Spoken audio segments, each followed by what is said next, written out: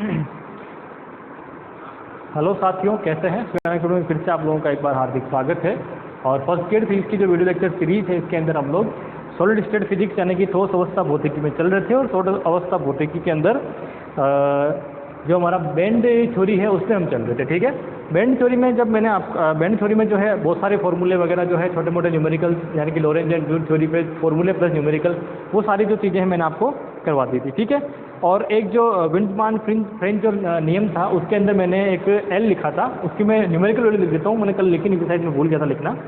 तो एल अपने मिल रहा था ना, ये निकला था ना, sigma upon T is equal to L लिखा था हमने। ठीक है, जिसे हमने क्या कहा था, लोरेंज नंबर, लोरेंज संख्या कहा था। और ये कितना था, pi square upon 2, pi square upon 3, सुनिए 3। और यहाँ था के बी और यहाँ था क्यू, इसका होल स्क्वायर। इसको हमने लोरेंज संख्या कहा था। और जब इसमें ये सब मान रख के जब इसकी वैल्यू निकालते हैं फाइनली, है ना, के की वैल्यू लिखेंगे 1.28 इंटू 10⁻20 माइनस में 23, और क्यू की वैल्यू लिखेंगे 1.6 इंटू 10⁻19, इसकी वैल्यू 3.14 का होल स्क्वायर। ये सब लिख के जब इसको फाइनली सोल्व करेंगे, क्योंकि सारे के सारे कॉन्स्टेंट है, जब इसको फाइनली सोल्व करते हैं, सोल्व करने पे जो वैल्यू आती है वो आती है 2.45 इंटू 10⁻8। ठीक है, कंफर्म कर लेता हूँ, हाँ यही है। और इसमें आएगा वोल्ट ओम अपॉन के स्क्वायर, वोल्ट ओम अपॉन के स्क्वायर। तो ये आपके पास इसकी वैल्यू है। तो कई बार मान लीजिए अगर ये वैल्यू पूछते तो आपको वैल्यू भी पता होनी चाहिए। ठीक है, नॉर्मली नहीं पूछते, सिर्फ और सिर्फ इस पर ज़्यादा फोकस रहता है, इस चीज़ का आप थोड़ा सा दिमाग में रखेंगे, है ना। ये एक मैं लिखाना भूल गया था, वो है। अब जो नेक्स्ट टॉपिक रहेगा इसके अंदर, बैंड थ्योरी के अंदर ही, वो है हॉल इफेक्ट। ठीक है, कौन सा है, हॉल इफेक्ट। इसको थोड़ा सा समझना जरूरी है और इसके क्वेश्चंस भी आते रहते हैं हॉल इफेक्ट के। तो अगला है हमारे पास हॉल इफेक्ट। हिंदी में कहेंगे तो भी इसको हॉल ही बोलते हैं, हॉल प्रभाव। ठीक है, इसे क्या बोलते हैं, हॉल प्रभाव यानी कि हॉल इफेक्ट। अब ये होता क्या है हॉल इफेक्ट, तो आप देखिए, जब आप कोई ऐसी कोई सपोज कर लीजिए, अपन पहले कंडक्टर के लिए बना देते हैं। कोई आपके पास ये कंडक्टर है इस तरह का, ठीक है। तो इस कंडक्टर पे जब आप एक इलेक्ट्रिक फील्ड लगाते हैं, क्या लगाते हैं, इलेक्ट्रिक फील्ड लगाते हैं, और इस कंडक्टर को भी आपने क्या किया है, मैग्नेटिक, यानी कि अगर करंट जो है इस डायरेक्शन में फ्लो करती है, करंट क्या करती है, इस डायरेक्शन में फ्लो करती है, तो करंट की डायरेक्शन के परपेंडिकुलर डायरेक्शन में हम क्या लगा रहे हैं, करंट की डायरेक्शन के परपेंडिकुलर डायरेक्शन में हमने क्या लगाया, मैग्नेटिक फील्ड लगाया। क्या लगाया है, मैग्नेटिक फील्ड लगाया। तो मैग्नेटिक फील्ड किस तरह से है, अगर मान लीजिए ये एक रोड है, तो मैग्नेटिक फील्ड की डायरेक्शन क्या है, ऐसे है अंदर की ओर। ठीक है, अंदर की ओर मैग्नेटिक फील्ड है, करंट इधर फ्लो कर रही है। तो इलेक्ट्रॉन क्या करेंगे, इसके अपोजिट डायरेक्शन में, करंट के अपोजिट डायरेक्शन में कौन फ्लो करेंगे, इलेक्ट्रॉन जो है वो ऐसे गति करेंगे। ठीक है, अब आप सोचिए कि जब ये इलेक्ट्रॉन गति करेंगे तो इस पर दो फोर्स लग रहे हैं। ठीक है, कौन से फोर्स लग रहे हैं, दो फोर्स लग रहे हैं। एक लग रहा है इस बाह्य इलेक्ट्रिक फील्ड के कारण, या भाई क्योंकि आप जब इस पे V वोल्टेज आप लगाते हो, तो V वोल्टेज लगाने का मतलब क्या है, इलेक्ट्रिक फील्ड हुआ। उस इलेक्ट्रिक फील्ड की वजह से इलेक्ट्रॉन क्या होगा, इलेक्ट्रिक फील्ड के अपोजिट डायरेक्शन में मूव करना स्टार्ट करेंगे। तो ये कौन सा होगा, एक लीनियर मोशन होगा। ठीक है, उसके साथ साथ दूसरा, जब परपेंडिकुलर मैग्नेटिक फील्ड में, अब मैग्नेटिक फील्ड क्या होगा, आप समझिए इस चीज़ को। ठीक है, ये कैपिटल V है वोल्टेज। अब आप इसको समझिए कि हमारे पास दो फील्ड है। इलेक्ट्रिक जो फील्ड होगा वो क्या होगा, वो होगा QE। ठीक है, और मैग्नेटिक फील्ड क्या होगा, अगर मैग्नेटिक फोर्स की बात करें तो मैग्नेटिक फोर्स क्या होगा, फील्ड की फोर्स की बात कर रहा हूँ, मैग्नेटिक फोर्स क्या होगा, वो हो जाएगा QV क्रॉस V। अब ये V कौन सा है, वेलोसिटी वाला, इसलिए स्मॉल में लिखा है। ठीक है, ये चार्ज अगर मूव करता है तो इस तरह से आपके पास मैग्नेटिक और ये जो है दोनों फील्ड मिलने वाले हैं आपके पास। ठीक है, ठीक है ना। तो अब आप सब समझिए इस चीज़ को कि जब ये इलेक्ट्रॉन इस तरफ मूव कर रहा तो वेलोसिटी किस तरफ है, इस डायरेक्शन में। अब इसको समझना, देखो सबसे इंपॉर्टेंट चीज़ है, मैंने आपको जो वेक्टर पढ़ाया था तभी मैंने कहा था कैसे फाइंड आउट करते हैं, वो चीज़ आप समझना, है ना, कि V किधर है, इलेक्ट्रॉन किस तरफ जा रहा है, इस डायरेक्शन में जा रहा है। ठीक है, B किधर है, B मतलब अंदर की ओर, तो V क्रॉस V का मतलब इस तरह से जब घुमाएंगे तो इलेक्ट्रॉन किस तरफ आएंगे, नीचे की डायरेक्शन में आएंगे। किधर आएंगे, नीचे की डायरेक्शन। इलेक्ट्रॉन क्या करेंगे, सारे के सारे जो इलेक्ट्रॉन है वो यहाँ पे इकट्ठा, मतलब उस पर क्या है, एक फोर्स कौन सा लग रहा है, इधर लाने वाला, एक इसको घुमाने वाला। ठीक है, एक फोर्स कौन सा है, इलेक्ट्रिक फील्ड की वजह से ऐसे आएगा, और मैग्नेटिक फील्ड की वजह से क्या होगा, इस तरह से आएगा। ये मैग्नेटिक फील्ड और ये इलेक्ट्रिक फील्ड। तो इलेक्ट्रॉन क्या होंगे, यहाँ नीचे जमा होना स्टार्ट कर देंगे। जब इलेक्ट्रॉन यहाँ नीचे जमा होना स्टार्ट कर देंगे तो यहाँ क्या हो जाएगा, नेगेटिव साइन नेगेटिव चार्ज बढ़ जाएगा, यहाँ कौन सा बढ़ जाएगा, पॉजिटिव चार्ज बढ़ जाएगा, ठीक है, या क्या होगा, नेगेटिव चार्ज बढ़ जाएगा, ऊपर क्या हो जाएगा, पॉजिटिव चार्ज बढ़ जाएगा। तो इस अपने पास चालक जो है कंडक्टर, इसमें इलेक्ट्रिक फील्ड जनरेट हो जाएगा, जिसे क्या कहेंगे, ई एच। इसे क्या कहेंगे, ई एच, यानी कि होल इलेक्ट्रिक फील्ड। क्या बोलेंगे, होल इलेक्ट्रिक फील्ड, ठीक है। तो इससे क्या बोलते हैं, इस प्रभाव को, ये जो नया जो इलेक्ट्रिक फील्ड जनरेट हुआ है, इस प्रभाव को क्या बोलते हैं, इस प्रभाव को बोलते हैं होल प्रभाव, यानी कि होल इफेक्ट, ठीक है। और ये कब तक चलेगा, जब तक कि ये दोनों फोर्स जो है एक दूसरे से सेटिस्फाई नहीं हो जाए। भाई क्या होगा, यहाँ इस तरफ फोर्स लग रहा है, इसकी वजह से भी एक फोर्स लग रहा है, जब ये दोनों फोर्स सेटिस्फाई हो जाएंगे, एक दूसरे को सेटिस्फाई कर देंगे, तो उसे क्या बोलेंगे, उसे बोलेंगे साम्य अवस्था। और साम्य अवस्था के अंदर क्या होगा, साम्य अवस्था के अंदर अगर मैं देखूँ तो आप देखना, टोटल फोर्स जो होगा वो कितना हो जाएगा, 0। तो इसको मैं लिखता हूँ, इलेक्ट्रॉन पे कुल बल, इलेक्ट्रॉन पर कुल बल, total force on electron is equal to F electric field plus magnetic field, electric field plus magnetic field, ठीक है। चलिए, इलेक्ट्रिक फील्ड कितना हो जाएगा, तो वो हो जाएगा क्यू ई एच होल, ये वाली वोल्टेज हो जाएगी, सॉरी इलेक्ट्रिक फील्ड हो जाएगा। और इसके साथ साथ मैग्नेटिक फील्ड क्या हो जाएगा, क्यू, ठीक है, v क्रॉस v। ये v वेलोसिटी के लिए है ना, ये v कौन सा है, ये है वेलोसिटी के लिए, ये थोड़ा सा अच्छे से लिख देते हैं, ये q, ठीक है। अब जब इक्विलिब्रियम होगा, यानी कि साम्य अवस्था होगी, साम्य अवस्था यानी कि इक्विलिब्रियम, तो इक्विलिब्रियम में क्या होगा कि जो फोर्स है, ये टोटल मिला के फोर्स कितना होना चाहिए, 0। इलेक्ट्रॉन पर टोटल फोर्स कितना होना चाहिए, 0। ये कब तक इलेक्ट्रॉन यहाँ आएंगे, जब तक कि ये दोनों फोर्स एक दूसरे को सेटिस्फाई नहीं कर देते, ठीक है। जैसे ही सेटिस्फाई करेंगे, बराबर हो जाएंगे, तो क्या होगा, बराबर होते ही जो है आपके पास इक्वेशन, यानी कि टोटल फोर्स कितना हो गया, 0। अब इलेक्ट्रॉन पर कोई बल नहीं लगेगा, इलेक्ट्रॉन सीधा सीधा इसमें से गति करना स्टार्ट कर देगा, ठीक है। तो इस साम्य अवस्था में क्या हो जाएगा, एस इक्वल टू 0। तो यहाँ से इक्वेशन मिलेगी, वो क्या मिल जाएगी, Q E H is equal to, यानी कि दोनों फोर्स क्या होंगे, इक्वल हो। अच्छा, मैं इसको नेगेटिव साइन जो है ना इसका, वो क्या बोलते हैं अपने वेक्टर साइन है, वो हटा देता हूँ, क्योंकि इसके मैग्नीट्यूड दोनों क्या होंगे, बराबर, डायरेक्शन दोनों की अलग होगी, ठीक है। मैग्नेटिक फील्ड की डायरेक्शन में, तो इलेक्ट्रिक फील्ड ऊपर की डायरेक्शन में इस तरह से होगा। तो कुल मिला के क्या हो जाएगा कि आपके पास Q E H is equal to क्या हो जाएगा, क्यू वी वी के, क्यू से क्यू कैंसिल, तो ई एच जो होल फील्ड होगा, वो होल कितना हो जाएगा, ये इसके इक्विवेलेंट, क्योंकि ये बाहर से लगा रहे हैं, ये इलेक्ट्रॉन का वेग हो गया, और ये क्या हो जाएगा मेरे पास, इलेक्ट्रिक फील्ड। तो इन तीनों में क्या आ गया मेरे पास, रिलेशन आ गया, ठीक है। यहाँ तक कोई समस्या। चलिए नेक्स्ट जो इम्पोर्टेंट चीज़ है वो है धारा घनत्व, यानी कि जे क्या होगा, करंट डेंसिटी लिख देता हूँ मैं यहाँ पे। जे का मतलब करंट डेंसिटी जे क्या हो जाएगी, अभी थोड़ी देर पहले हमने निकाली थी लॉरेंट्ज ड्यूस थ्योरी में, उन सब में तो क्या लिखा था, वो लिखा था, ठीक है। अच्छा, v को भी मैं क्या लिख दूँ, vd, क्योंकि इलेक्ट्रॉन का जो वेग होगा वो कौन सा होगा, ड्रिफ्ट वेग होगा। vd कौन सा होगा, ड्रिफ्ट वेग। क्यों होगा, क्योंकि इलेक्ट्रिक फील्ड लगाने की वजह से वो मोशन कर रहे हैं ना इस डायरेक्शन में, तो उसे हम क्या लिख रहे हैं, तो vd से डिनोट कर रहे हैं, ठीक है। तो ये क्या हो जाएगा मेरा NEVD, क्योंकि मैं यहाँ पे भी इसको vd लिख रहा हूँ, वही वेग होगा, इलेक्ट्रॉन का वेग है ना, तो vd लिख दिया। अब तो इसका मतलब vd इक्वल टू कितना हो गया, यहाँ से vd इक्वल टू हो जाएगा J/NE, क्या हो जाएगा, Z/NE, ठीक है। चलिए नेक्स्ट अब vd को यहाँ रख दीजिए, तो EH जो है वो क्या हो जाएगा आपका, EH इक्वल टू JB/NE, क्या हो जाएगा, JB/NE। अब इसमें से देखिए n और e कांस्टेंट है ना, तो कांस्टेंट वाली को एक तरफ रहने दीजिए, बाकी सबको दूसरी तरफ भेज दीजिए, ठीक है। तो जैसे ही बाकी सबको दूसरी तरफ भेजेंगे, तो इक्वेशन क्या बन जाएगी आपकी, कि EH/JB क्या होगा, EH/JB is equal to 1/NE, ठीक है, इज इक्वल टू 1/NE। और इसे क्या बोलते हैं, RH को बोलते हैं होल कोफिशिएंट, ठीक है। RH को क्या बोलते हैं, होल कोफिशिएंट, यानी कि होल गुणांक, ठीक है। ये RH है वो क्या है, होल गुणांक, होल कोफिशिएंट, ठीक है। होल गुणांक मतलब कि होल कोफिशिएंट, ठीक है। तो ये जो चीज़ है 1/N ही, ये बहुत इंपॉर्टेंट है। ये क्या दिखाती है, तो ये दिखाती है कि, अच्छा अब म्यू के बारे में लिखें तो चलो वो बाद में लिख देंगे, पहले तो आप ये देख लीजिए कि ये जो चीज़ है ये क्या डिनोट करती है। तो आप देखिए, अगर आप होल कोफिशिएंट निकालते हैं और होल कोफिशिएंट नेगेटिव है, समझना इस चीज़ को, कंसेप्ट क्या निकल के आ रहा है वो है भाई। न्यूमेरिकल तो इस पे आ जाएगा, एक फॉर्मूला, दो फॉर्मूला, तीन फॉर्मूला, इस पे न्यूमेरिकल हो जाएगा। अब इंपॉर्टेंट चीज़ क्या है? इंपॉर्टेंट चीज़ है होल कोफिशिएंट का मतलब क्या है। अगर RH मान लीजिए पॉजिटिव आ रहा है, RH क्या आ रहा है? पॉजिटिव आ रहा है, तो इसका मतलब क्या है?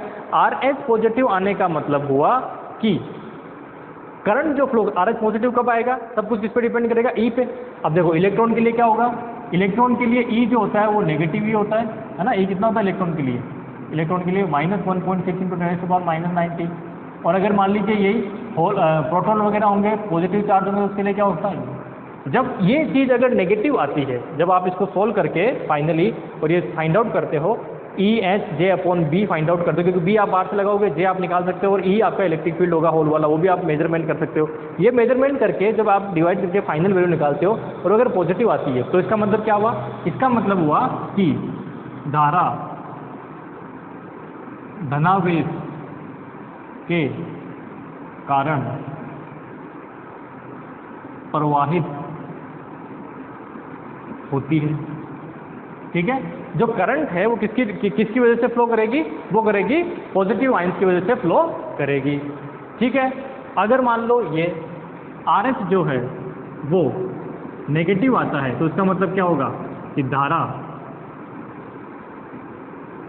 ऋणावेश के कारण प्रवाहित होती है।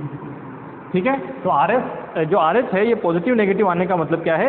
ये आवेश वाहक बताते हैं कि आवेश वाहक क्या होंगे। ठीक है, तो जब धनावेश के कारण फ्लो करें, इसका मतलब कौन फ्लो करेंगे? जो आपने होल पढ़े हैं। और इसकी वजह से फ्लो करेंगे तो कौन करेंगे? जो आपने इलेक्ट्रॉन पढ़े।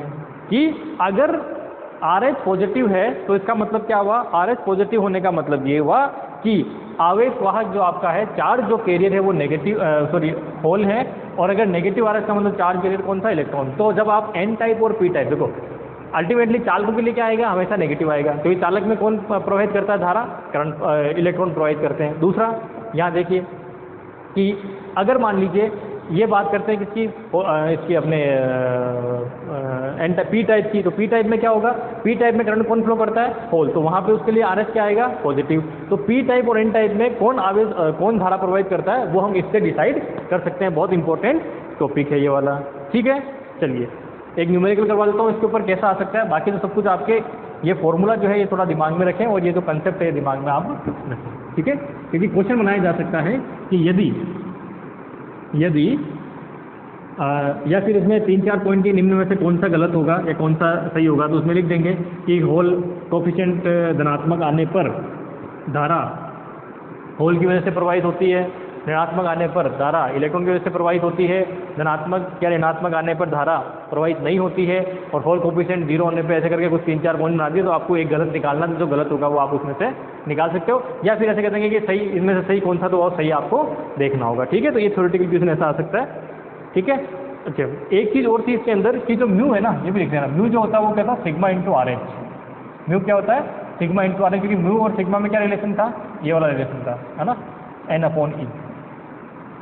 ठीक है, तो इसमें 1/Ne को क्या बोलते हैं? RH। तो हमने RH लिख दिया इसको। ठीक है, तो ये आप इससे देख लेना कि RH अगर है तो अपन उसमें सिग्मा और म्यू में रिलेशन, यानी कि मोबिलिटी और कंडक्टिविटी में आपस में रिलेशन फाइंड आउट कर सकते हैं। हाँ, ठीक है।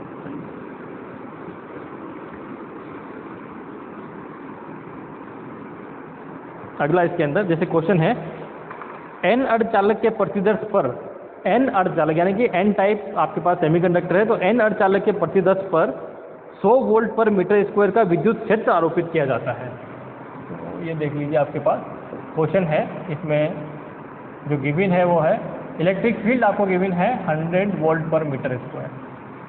ठीक है, नेक्स्ट है विद्युत क्षेत्र आरोपित किया जाता है यदि N अर्धचालक का होल गुणांक, N अर्धचालक का होल गुणांक RH कितना दिया है? 0.0125 और साथ में दिया है मीटर क्यूब। ठीक है, साथ में क्या दिया? Metre cube coulomb, metre cube coulomb लिखा है। साथ में दिया है गतिशीलता, गतिशीलता मतलब मोबिलिटी, मोबिलिटी कितनी दी है? म्यू जो दिया है वो दी है 0.36 metre square volt minus second minus ठीक है। तो प्रतिदर्श में धारा घनत्व ज्ञात कीजिए। क्या ज्ञात करना है? धारा घनत्व जे ज्ञात करना है। क्या ज्ञात करना है? धारा घनत्व जे जो है वो हमें फाइंड आउट करना है। अब आप इस पहले सबसे पहले क्वेश्चन को देखिए, जो गिवन है उसके अकॉर्डिंग देखिए। तो गिवन है उसके अकॉर्डिंग क्या है कि धारा घनत्व जो है, अब देखो इसमें ई गिवन है, आर एच गिवन है, ये गिवन है और ये गिवन है। तो सबसे पहले जो गिवन है उसमें मैं क्या क्या फॉर्मूला जानता हूँ वो लिखूँ। मुझे कुछ पता नहीं चलता क्या करना है, ठीक है।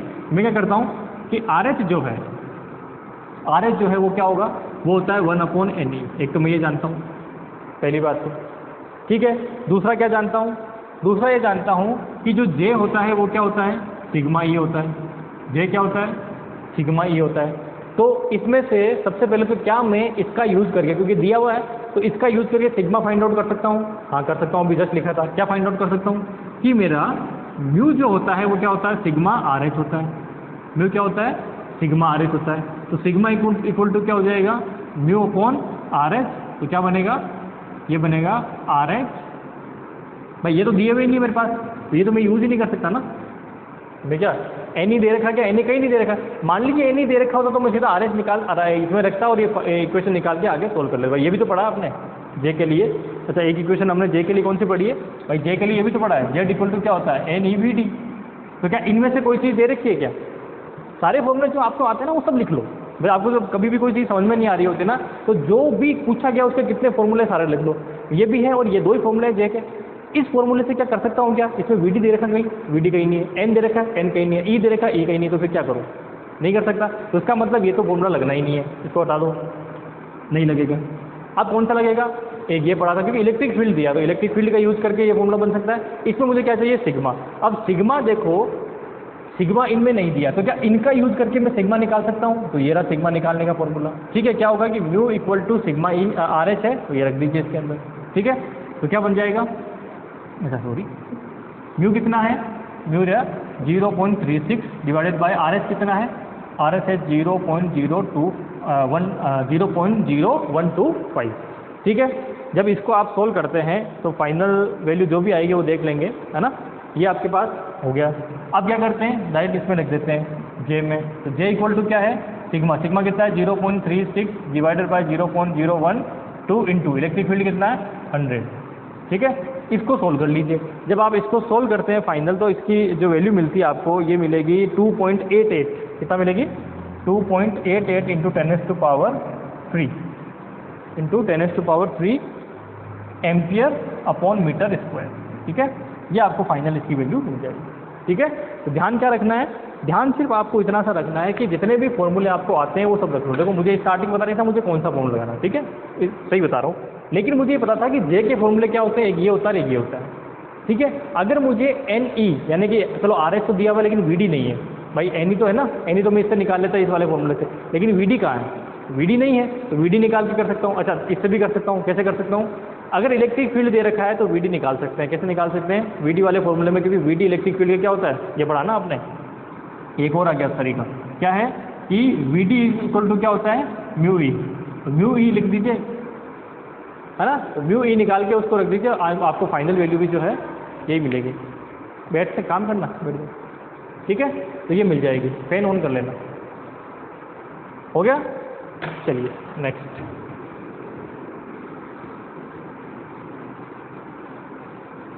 तो किसी भी न्यूमेरिकल क्वेश्चन को करने के लिए बहुत सारे तरीके हो सकते हैं, बट डिपेंड करता है कि आपको उस समय कौन सा न्यूमेरिकल जो है फॉर्मूला सूट कर रहा है, उसके अकॉर्डिंग आप निकाल सकते हैं ना। अब जैसे मैंने वो लिखा भाई, किताब में जो किया था वो तरीका मैंने करा दिया। अब जैसे मैंने वो लिखा, लिखते मुझे दिमाग में भाई ये भी तरीका भी हम कर सकते हैं ना, ठीक है।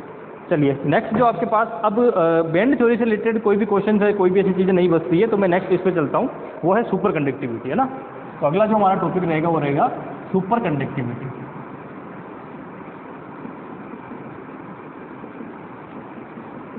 और हिंदी में कहेंगे तो हो जाएगा अति चालकता, ठीक है। तो अति चालकता क्या होता है वो चीज़ आप समझिए। अति चालक, देखो चालकता का मतलब क्या है कि आप अगर किसी भी सब्सटेंस में से जब आप करंट फ्लो करते हैं तो क्या होता है, जब आप करंट फ्लो करते हैं तो उसमें से करंट प्रवाहित हो जाती है। जब तक आपने उस पर वोल्टेज लगा रखा है तब तक करंट आपकी फ्लो करेगी, उसके बाद करंट फ्लो नहीं करेगी, ठीक है, यही होता है। लेकिन अगर मान लीजिए कोई ऐसा आपके पास सब्सटेंस है जिसमें आपने एक बार करंट फ्लो कर दी, रिंग में है, और तो वो क्या होता है, अनंत काल तक उसमें करंट मान लीजिए फ्लो करती रहती है, यानी कि उसका रेजिस्टेंस कितना है, 0। भाई करंट कब तक अनंत काल तक फ्लो कर सकती है, जब तक कि उसमें से पावर लॉस नहीं हो। पावर लॉस कब नहीं हुआ, जब तक कि उसका रेजिस्टेंस नहीं हो। तो रेजिस्टेंस नहीं है तो करंट हमेशा क्या होगी, एक बार करंट फ्लो करते ही वो करंट हमेशा के लिए फ्लो करती रहेगी।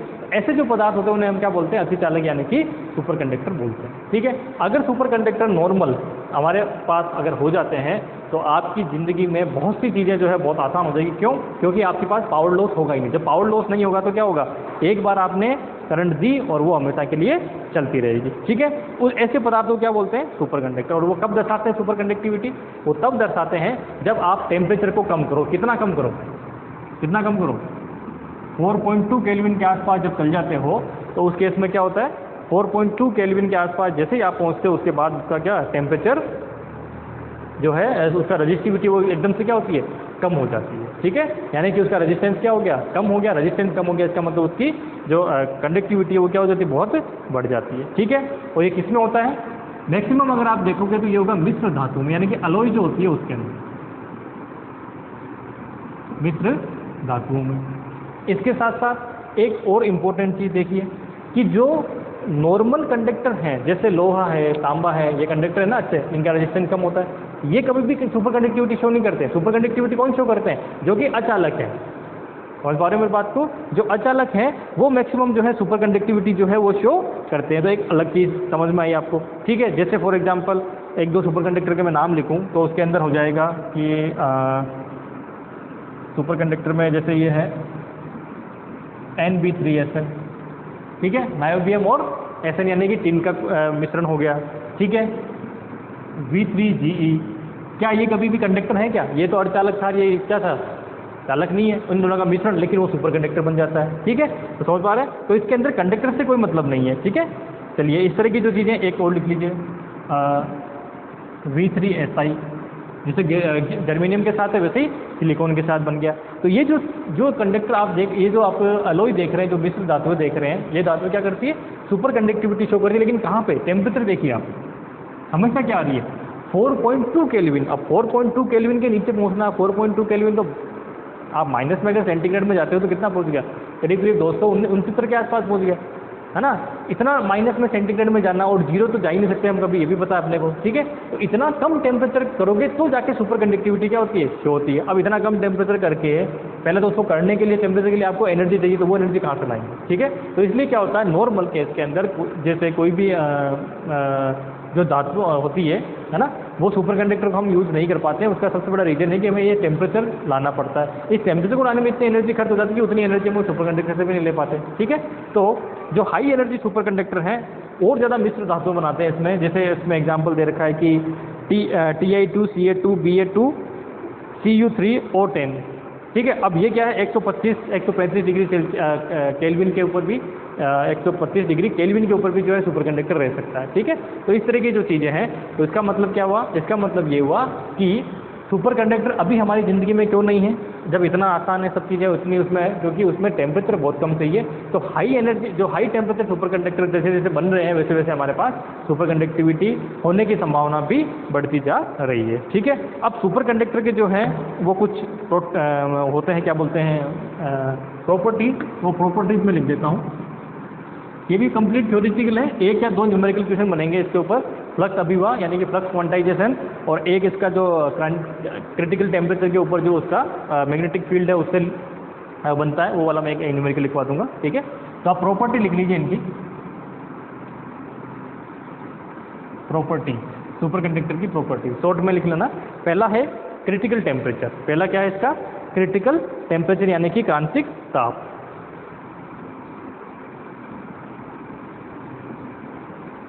ये क्रिटिकल टेम्परेचर का मतलब क्या है, क्रिटिकल टेम्परेचर का मतलब है हर एक सुपर कंडक्टर जो मैंने नाम लिखा उसके लिए क्या करते हैं, जब उसके टेम्परेचर को कम करते हैं तो कम करते करते एक ऐसा टेम्परेचर आता है, उसके बाद उसकी रेजिस्टिविटी एकदम से क्या होती है, कम हो जाती है। रेजिस्टिविटी क्या होती है, एकदम से कम हो जाती है, उसे क्या बोलते हैं, उसे बोलते हैं उसका क्रिटिकल टेम्परेचर। यानी कि जिस टेम्परेचर के नीचे वो सुपर कंडक्टर है, जिस टेम्परेचर के ऊपर वो क्या है, कंडक्टर। तो इसका मतलब अगर मान लीजिए कंडक्टर है तो इसके ऊपर अगर आप जाते हो तो क्या है,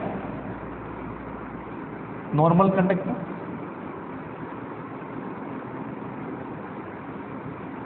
और इसके अगर आप नीचे जाते हो तो ये क्या है, सुपर कंडक्टर।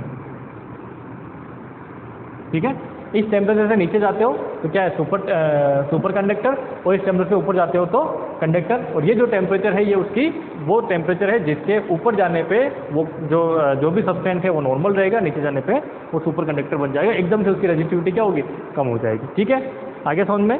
ठीक है, नेक्स्ट अगला है क्रिटिकल मैग्नेटिक फील्ड।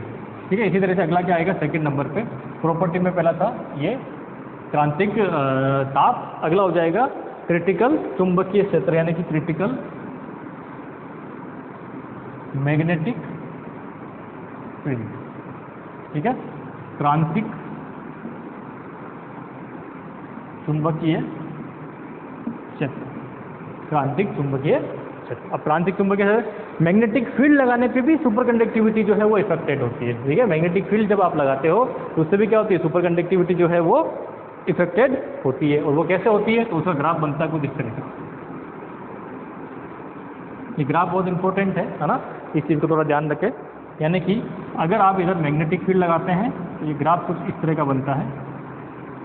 ठीक है, इधर हम क्या ले रहे हैं, टेम्परेचर ले रहे हैं। ठीक है, बी और टी में हम ग्राफ बना रहे हैं इसका, इधर हम क्या ले रहे हैं, टेम्परेचर ले रहे हैं। ठीक है, जब मैग्नेटिक फील्ड जीरो है तो ये कौन सी अवस्था है, इसे बोलते हैं सुपर कंडक्टर। ये क्या है इधर, नॉर्मल कंडक्टर। ये ग्राफ है, ये क्या है, ये क्रिटिकल को शो करती है। तो ये जो टेम्परेचर है इसे बोलते हैं क्रिटिकल टेम्परेचर। तो इधर लिख देता हूँ मैं टेम्परेचर को, ये क्या है, क्रिटिकल टेम्परेचर। क्रिटिकल टेम्परेचर क्या, जब मैग्नेटिक फील्ड आपका जीरो है, आपने कोई मैग्नेटिक फील्ड नहीं लगाया और सीधे आप टेम्परेचर कम करते जा रहे हैं, कम करते करते जो टेम्परेचर आपको मिलेगा वो क्या मिलेगा, ये। अब अगर आप टेम्परेचर बढ़ाते हैं तो आप देखिए ये क्या हो रहा है, क्रिटिकल टेम्परेचर भले ही ना हो, ये धीरे धीरे क्या हो रही है, कंडक्टिविटी कम हो रही है। ये जो है जब आप जीरो पे हैं तब ये क्या है आपके पास, क्रिटिकल मैग्नेटिक फील्ड। यानी कि इस मैग्नेटिक फील्ड के ऊपर जाते हैं क्या हो जाएगा, नॉर्मल कंडक्टर बन जाएगा, इससे नीचे क्या है, सुपर कंडक्टर है। ठीक है, ये चीज़ समझ गए। अगर दोनों ही चीज़ें हैं तो इस तरह से आपके ग्राफ बनेगा कि इस पर अलग अलग इस हर एक पॉइंट पे उसका मैग्नेटिक और मैग्नेटिक और टेम्परेचर, मैग्नेटिक फील्ड और टेम्परेचर दोनों होंगे। ठीक है, ठीक है ना। तो इसका मतलब समझ रहे हो, इसका मतलब है ये वाला पॉइंट कि critical field, magnetic field at 0 degree kelvin. और इसका मतलब क्या, टीसी का, यहाँ जो मैं टीसी लिख रहा हूँ ये है critical temperature at 0 magnetic field. 0 magnetic field पे जो टेम्परेचर है वो और वो वाला होगा। ठीक है, इसके बीच में भी हो सकता है, यहाँ पे कहीं पे भी हो सकता है। ये जो लाइन मिल रही है ये सब क्या है, टेम्परेचर और वो देंगे इसके लिए मैग्नेटिक फील्ड। ठीक है, चलिए तो इनमें रिलेशन कि मान लीजिए अगर आपको ये वाला जीरो वाला और ये जीरो वाला गिवन है, तब बाकी किसी पॉइंट के ऊपर मुझे निकालना है किसी टेम्परेचर पे, तो मैं कैसे क्रिटिकल फील्ड निकालूंगा उसकी बात मैं करता हूँ। ठीक है, तो किसी टेम्परेचर टी पर क्रिटिकल मैग्नेटिक फील्ड यानी कि मान लीजिए इस पॉइंट पर निकालना है ना, तो इस पॉइंट पे निकालूंगा क्रिटिकल फील्ड अलग आएगा। वो तो क्या है, जीरो पे है, ये कहाँ पे है, जीरो पे। इसको मैं जीरो पे लिख देता हूँ, तो इस तरह से लिख देता हूँ, है ना, जीरो, और ये भी क्या है, मैग्नेटिक फील्ड जीरो। ठीक है, चलिए तो उस केस में क्या हो जाएगा, ये बनेगा आपके पास T इक्वल टू BC0। इस BC0 का मतलब क्या है, जब टेम्परेचर जीरो है उस केस के अंदर जो आपका पास कितना क्रिटिकल टेम्परेचर ये मैग्नेटिक फील्ड आ रहा है, ये हो जाएगा -1/T/TC whole square, T/TC whole square. ठीक है, ये इक्वेशन क्या बनेगी, ये आपको दिमाग में रखना है, इस पे न्यूमेरिकल क्वेश्चन आने के चांसेस रहते हैं। ठीक है, इंपॉर्टेंट फॉर न्यूमेरिकल।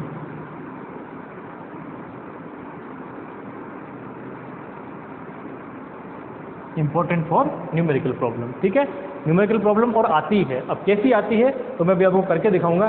कैलकुलेशन ज़्यादा नहीं करनी पड़ेगी, सिर्फ और सिर्फ आपको, मैंने क्या कहा, जब भी ऐसी कोई कैलकुलेशन वाली जो चीज़ें आती है उसमें ऐसी चीज़ें दी जाएगी आपस में कट जाए। कटेंगे कब, जब उसमें रेशियो की फॉर्म में जो आपको इक्वेशन दी जाए। ठीक है, ये समझ में आ गया।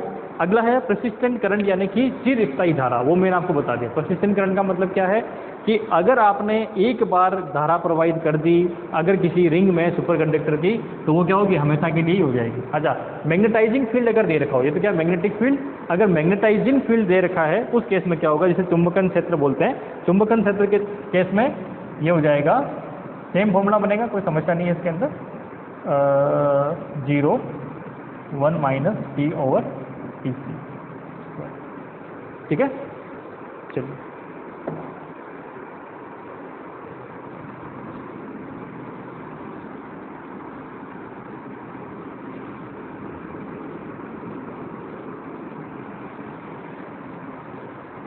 तीसरी प्रॉपर्टी जो है वो मैं सिर्फ आपको समझाऊंगा, आप लिख लेना उसमें।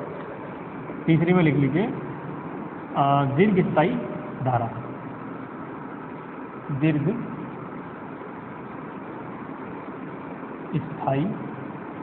धारा, ठीक है, इंग्लिश में बोलते हैं इसको persistent करंट।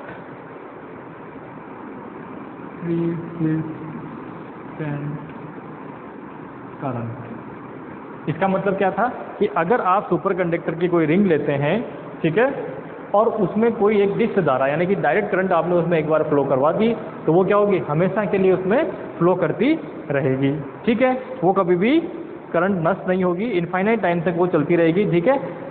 आगे समझ में? तो इसको क्या बोलते हैं, इसको बोलते हैं हम लोग दीर्घस्थायी धारा यानी कि persistent करंट, ठीक है। अपनी भाषा में आप लिखना चाहो तो उसको लिख लीजिए, ठीक है। चलिए नेक्स्ट जो सबसे इंपॉर्टेंट चीज़ आती है वो क्या आता है, अभी प्रॉपर्टी देख रहे हैं, फिर उसके बाद न्यूमेरिकल देखेंगे, माइसनर इफेक्ट, ठीक है। अगला क्या आएगा चौथे नंबर पे, माइसनर इफेक्ट। ये बहुत इंपॉर्टेंट इफेक्ट है, यहाँ से जो है थ्योरेटिकल क्वेश्चन बनने के चांसेस रहते हैं सुपर कंडक्टर में ना।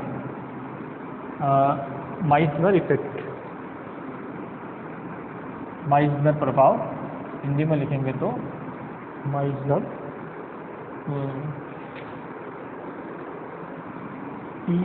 EISNER माइसनर इफेक्ट, ठीक है। अब इसका मतलब क्या है, इसका मतलब ये है कि अगर मान लीजिए आपने कोई सुपर कंडक्टर लिया है, ठीक है, और उस सुपर कंडक्टर को किसी मैग्नेटिक फील्ड में रखा है, सुपर कंडक्टर को क्या रखा है, मैग्नेटिक फील्ड में अगर रखा है, तो मैग्नेटिक फील्ड में रखा तो क्या होगा, अगर उसका टेम्परेचर क्रिटिकल टेम्परेचर से कम है, अगर उसका टेम्परेचर क्रिटिकल टेम्परेचर से कम है, तो वो उसके अंदर से सारी जो मैग्नेटिक लाइन है उन मैग्नेटिक लाइन को क्या करेगा, उनको अंदर से नहीं निकल के उसको रिपेल करेगा, ठीक है। उसे क्या बोलते हैं, माइसनर इफेक्ट। कैसे, फॉर एग्जाम्पल ये एक सुपर कंडक्टर है, ठीक है। अब मान लीजिए इसका टेम्परेचर जो है T वो TC से कम है, एक सेकेंड, टेम्परेचर क्या TC से कम है, तो TC से कम है, इसका मतलब वो क्या रहेगा, एक सुपर कंडक्टर रहेगा। और जब सुपर कंडक्टर रहेगा तो क्या होगी, मैग्नेटिक जो फील्ड लाइन है वो क्या करेगी, इधर से आएंगी और इसके अंदर से कभी नहीं निकलेगी, ऐसे बाहर निकल जाएगी,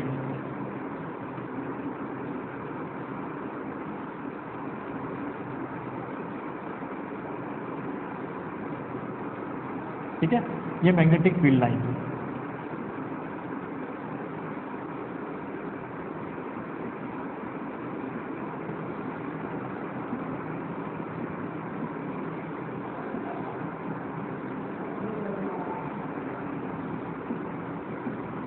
ये इस तरह से क्या होगी, इससे बाहर निकल जाएगी। तो इसका मतलब क्या हुआ, इसका मतलब ये हुआ कि इसमें से कोई लाइन नहीं निकल रही, इसका मतलब मैग्नेटिक फील्ड कितना हुआ, 0। और किसी भी जो आपके पास कंडक्टर है या कोई भी पदार्थ है जिसमें से कोई मैग्नेटिक फील्ड लाइन नहीं निकलती है, या फिर मैग्नेटिक फील्ड लाइन को जो क्या करता है, रिपेल कर देता है, तो उसे क्या बोलते हैं, डायामैग्नेटिक, ठीक है। तो इसका मतलब ये क्या है, सुपर कंडक्टर जो होता है वो क्या होता है, डायामैग्नेटिक। सुपर कंडक्टर जो है वो क्या होगा, क्योंकि इसमें से कोई मैग्नेटिक फील्ड नहीं निकलता है, तो एक लाइन लिख लीजिए कि अच्छा, माइसनर इफेक्ट का मतलब क्या, पहले तो लिख लीजिए। माइसनर इफेक्ट का मतलब होता है कि चुंबकीय रेखाओं का अतिचालक में से चुंबकीय रेखाओं का अतिचालक में से बाहर की ओर विस्थापित होना माइसनर इफेक्ट कहलाता है। बाहर की ओर विस्थापित होना माइसनर इफेक्ट कहलाता है, ठीक है। इंग्लिश में लिखेंगे तो लिख लीजिए the complete exclusion of magnetic field line from superconductor is called Meissner effect, ठीक है। तो अब इसके अंदर क्या होगा, तो सुपर कंडक्टर के लिए अगर बात करें तो अच्छा, ये सुपर कंडक्टर है। अगर मान लीजिए यही नॉर्मल कंडक्टर होता, नॉर्मल कंडक्टर का मतलब क्या है कि अगर मान लीजिए इसका टेम्परेचर जो है वो ग्रेटर देन होता TC, भाई क्रिटिकल टेम्परेचर ग्रेटर होगा तो क्या होगा, नॉर्मल कंडक्टर। तो नॉर्मल कंडक्टर वाले केस में क्या होगा, इसमें से ये इस तरह से आगे मैग्नेटिक फील्ड लाइन जो आराम से निकल सकती है। तो यहाँ पे जो मैग्नेटिक फील्ड है वो नॉट इक्वल टू 0 है, ठीक है, ये किस केस में है, ये है नॉर्मल कंडक्टर के केस में। ठीक है, तो इसका मतलब नॉर्मल जो कंडक्टर अनुचुंबकीय यानी कि अनुचुंबकीय या फेरोमैग्नेटिक नहीं होगा, लेकिन क्या होगा, मान लीजिए अनुचुंबकीय मतलब क्या हो गया, पैरामैग्नेटिक है, लेकिन जो वही पैरामैग्नेटिक जब आप क्रिटिकल टेम्परेचर से कम पे आपके यहाँ पर सुपर कंडक्टर बन जाता है तो वो क्या हो जाती है, वो डायमैग्नेटिक हो जाता है। ठीक है, तो ये चीज़ हमें ध्यान रखना है कि सुपर कंडक्टर क्या होते हैं, डायामैग्नेटिक होते हैं। ठीक है, डायमैग्नेटिक को इंग्लिश में लिख दीजिए, इसमें प्रतिचुंबकीय, हाँ हिंदी में लिख दीजिए प्रतिचुंबकीय पदार्थ, प्रतिचुंबकीय होते हैं। ठीक है, अब अगर मान लीजिए प्रतिचुंबकीय होते हैं तो इसका मतलब क्या हुआ, इनकी जो चुंबकीय प्रवृत्ति है ना, चुंबकीय प्रवृत्ति का मतलब मैग्नेटिक ससेप्टिबिलिटी जो है वो क्या होगी, जिसको काई कहते हैं, चुंबकीय प्रवृत्ति मैग्नेटिक ससेप्टिबिलिटी जो है वो -1 होगी। ठीक है, ये भी इंपॉर्टेंट है, ये इंपॉर्टेंट लगा लेना बहुत ज़्यादा, ये आपको क्वेश्चन में एग्जाम में पूछा जा सकता है डायरेक्टली कि सुपर कंडक्टर के लिए मैग्नेटिक ससेप्टिबिलिटी यानी कि चुंबकीय प्रवृत्ति जो है वो क्या होती है, -1 होती है, इसका वैल्यू फिक्स है। क्योंकि ये क्या है, डायमैग्नेटिक, और डायमैग्नेटिक में से क्या होता है, कोई भी मैग्नेटिक फील्ड नहीं होता है। दूसरा क्वेश्चन क्या बनाया जा सकता है कि सुपर कंडक्टर में से या सुपर कंडक्टर के अंदर चुंबकीय क्षेत्र का मान होता है, सुपर कंडक्टर के अंदर, है ना, तो सुपर कंडक्टर के अंदर चुंबकीय क्षेत्र का मान होता है, तो B = कितना होता है, 0 होता है। ठीक है, चलिए ये कैसे हो गया हमारा। अच्छा, अब इसके साथ साथ सुपर कंडक्टर जो है वो दो तरह। अच्छा, आप देखिए इसके अंदर कि यहाँ क्या हो रहा है कि TC से नीचे जा रहे हैं तो एकदम से सुपर कंडक्टर बन गया, TC से ऊपर जा रहे हैं तो क्या हो रहा है, एकदम से नॉर्मल कंडक्टर बन गया।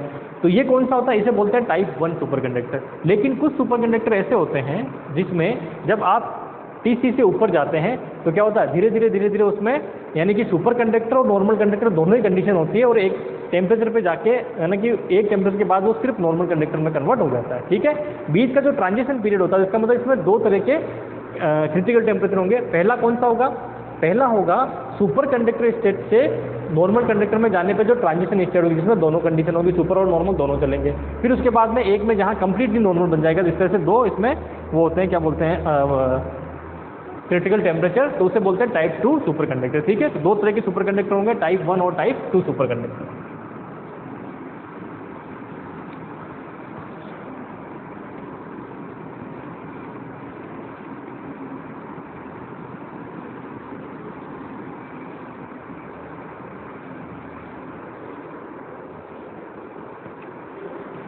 ठीक है, दो तरह के होंगे, मैं बता देता हूँ। प्रारूप फर्स्ट सुपर कंडक्टर यानी कि टाइप फर्स्ट सुपर कंडक्टर, इधर होगा सेकंड वाला टाइप सेकंड कंडक्टर हो जाएगा, है ना, प्रारूप 2। दो तरह के सुपर कंडक्टर, डिफरेंस क्या होगा, तो प्रारूप फर्स्ट का अगर आप ग्राफ देखते हैं किसमें, मैग्नेटिक फील्ड और टी में। ठीक है, मैग्नेटिक फील्ड और टी में अगर ग्राफ, सॉरी इसमें काई और टी में देखें ना, तो -μ0 और m में, यानी कि जो अंदर मैग्नेटाइज उसका फील्ड जो जनरेट हुआ उसके बीच में, इसमें तो क्या बनेगा, ये बनेगा आपके पास इस तरह से, ये आपका क्रिटिकल टेम्परेचर। यहाँ जो कंडीशन होगी ये कौन सी होगी, ये सुपर कंडक्टर, और यहाँ क्या है, नॉर्मल कंडक्टर। ठीक है, सुपर कंडक्टर और नॉर्मल कंडक्टर। ठीक है,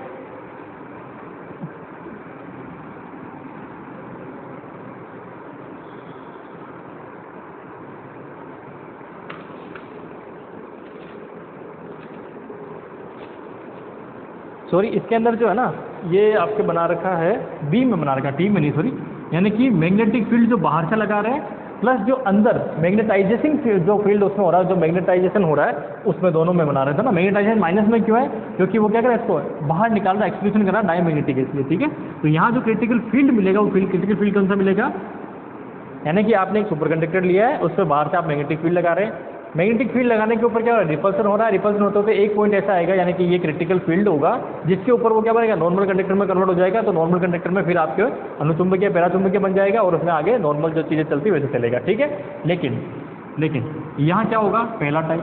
दूसरा टाइप में क्या होगा, ये ग्राफ जो है थोड़ा लंबा चलेगा, और उसमें क्या होगा, -μ0m और इधर क्या चलेगा, बी। बी यानी कि बात तो मैग्नेटिक फील्ड आप लगा दें। पहले क्या होगा, इसी तरह से चलता रहेगा, आपको BC1 मिल जाएगा। ये क्या है, सुपर कंडक्टर, ठीक है। अब यहाँ पे जो है धीरे धीरे धीरे धीरे इसका मैग्नेटिक फील्ड कम होगा और यहाँ 0 पे पहुँच जाएगा। ये होगा BC2। ये क्या होगा, BC2। यहाँ पे इस पॉइंट के बाद में आपको क्या मिलेगा, नॉर्मल कंडक्टर।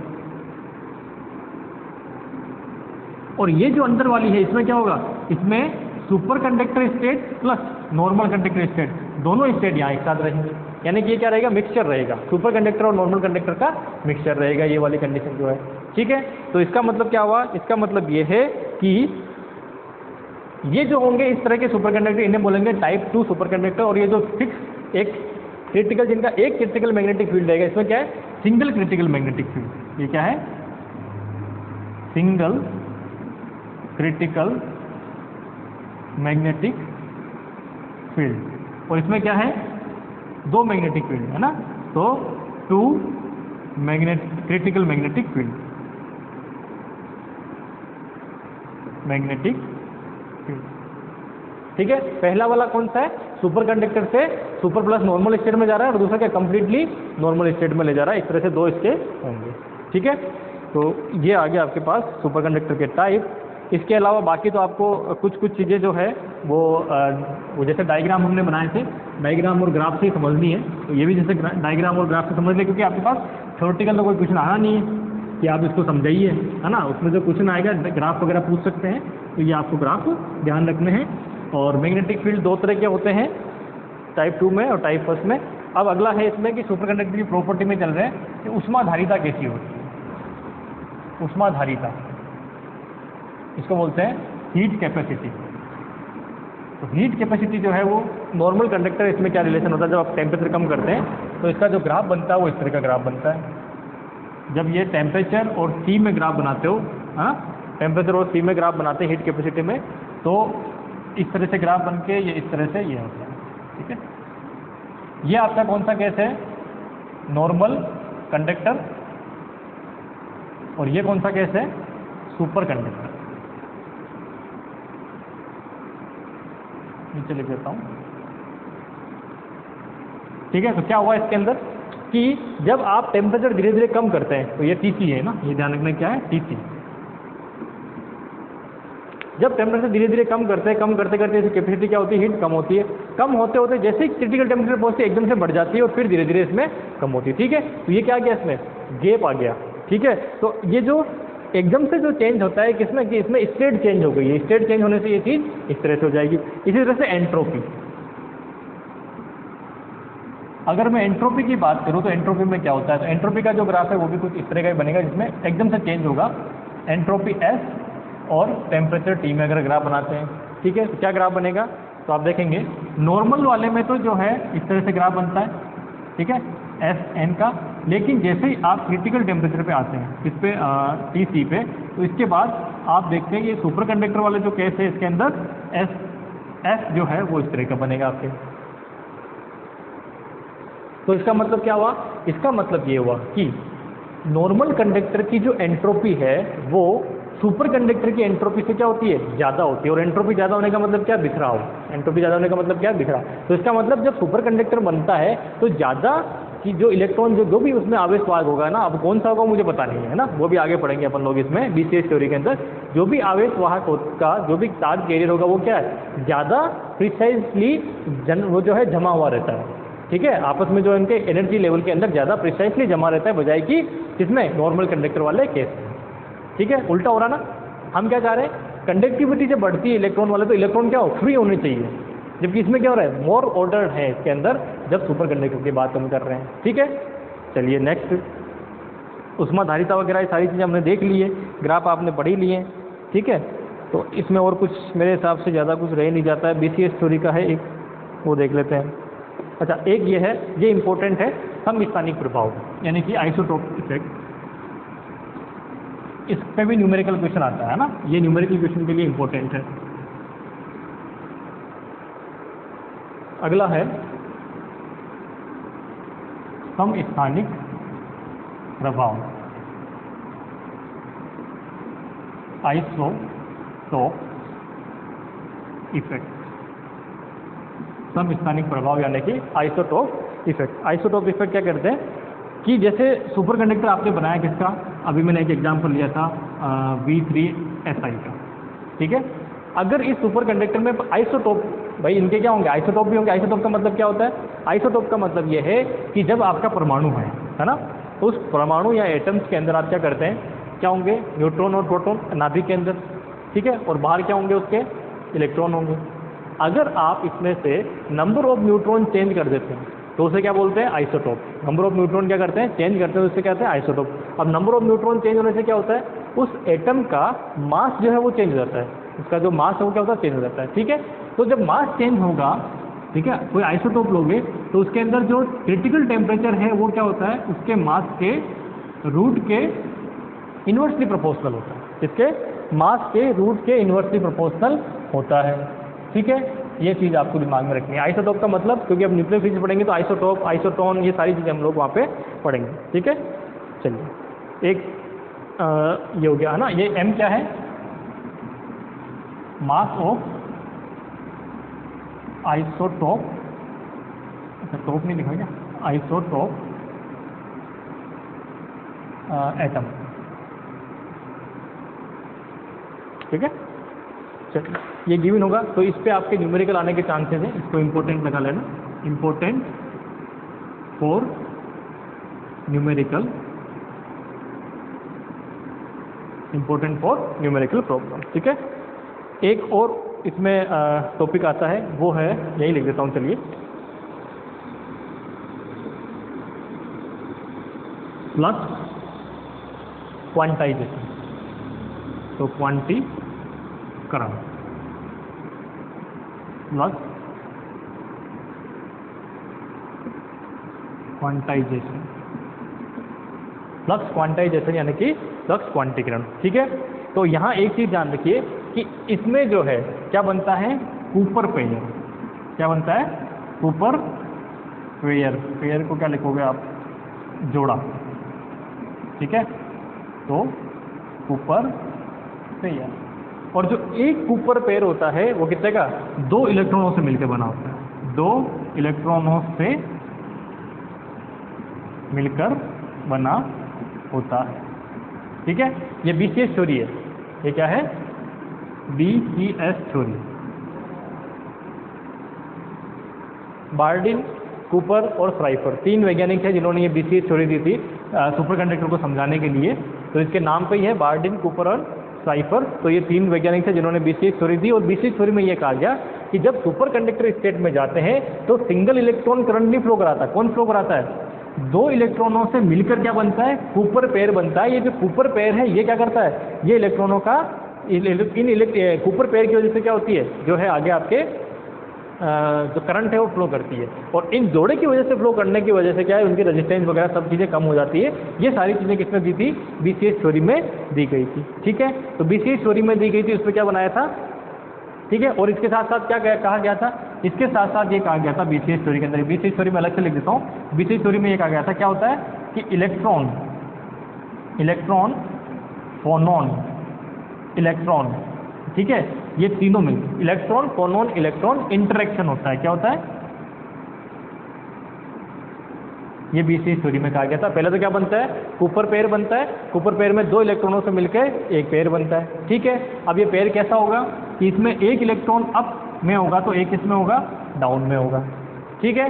तो एक इलेक्ट्रॉन अप में, एक इलेक्ट्रॉन डाउन में होगा, तो यहाँ से क्या बन जाएगा कि अगर मान लीजिए इसका मैं वो निकालता हूँ, क्या बोलते हैं, स्पिन, ठीक है। कूपर पेयर की स्पिन क्या होगी, स्पिन की अगर बात करेंगे तो स्पिन क्या होगी, हाफ, यानी कि इस तरह से निकालोगे तो हाफ तो ये, और माइनस, हाफ प्लस में, हाफ माइनस में, तो कुल मिला के क्या बनेगी, कुल मिला के बन जाएगा 0, ठीक है। तो इसका मतलब क्या हुआ, इसका मतलब ये हुआ कि जो मेरा कूपर पेयर है, ये जो कूपर पेयर है ये क्या होगा, बोसोन होगा, क्या होगा, बोसोन। जबकि इलेक्ट्रॉन क्या होता है, फर्मियोन होता है, ठीक है। ये ध्यान रखना, एक कूपर पेयर क्या होगा, तो यहाँ से थ्योरेटिकल क्वेश्चन बहुत सारे बन जाते हैं BCS थ्योरी में, है ना। BCS थ्योरी को साइड में लिख लेना। तो BCS थ्योरी में क्या है कि कौन सा इंटरेक्शन होता है, इलेक्ट्रॉन फोनोन इलेक्ट्रॉन इंटरेक्शन, यानी कि इलेक्ट्रॉन फोनोन इलेक्ट्रॉन अन्योन्य क्रिया। इंटरेक्शन में क्या बोलते हैं? अन्योन्य क्रिया। तो इंटरेक्शन ये होता है, ठीक है। दूसरा कूपर, इसमें क्या होता है, कूपर पेयर जो बनता है वो किससे बनता है? दो इलेक्ट्रॉन, क्योंकि देखो एक इलेक्ट्रॉन आएगा टक्कर करेगा किससे? जालक, ठीक है। वहाँ से क्या बनेगा? उसको एनर्जी देगा, दूसरा इलेक्ट्रॉन उससे एनर्जी ले लेगा। तो एनर्जी का जो लॉस हो रहा था वो लॉस अब यहाँ पे नहीं हो रहा है, और दोनों इलेक्ट्रॉन आपस में क्या करते हैं? उस एनर्जी को साझा करके वो आगे बढ़ाते हैं। इसको बोलते हैं इलेक्ट्रॉन फोनोन इलेक्ट्रॉन इंटरेक्शन, ठीक है। तो इसका मतलब उससे क्या बना? तो वो जोड़ा बन गया, जो इलेक्ट्रॉन आगे एनर्जी ले जा रहा है, तो वो क्या बना? एक उसकी स्पिन अप होगी तो एक की डाउन होगी, एक अप डाउन स्पिन, और इसकी वजह से दोनों को जोड़ेंगे तो उस पेयर की स्पिन कितनी हो जाएगी? 0। तो उस 0 अगर स्पिन होती है उससे क्या बोलते हैं? बोसोन बोलते हैं, ठीक है। तो ये कूपर पेयर क्या होगा? बोसोन होगा, ठीक है। चलिए अब आते हैं फ्लक्स क्वांटाइजेशन में। तो फ्लक्स कितना होगा? तो फ्लक्स होगा वो होगा h कट अपॉन 2e। कितना होगा? h cut upon, sorry h upon 2e, h cut नहीं है, h upon 2e।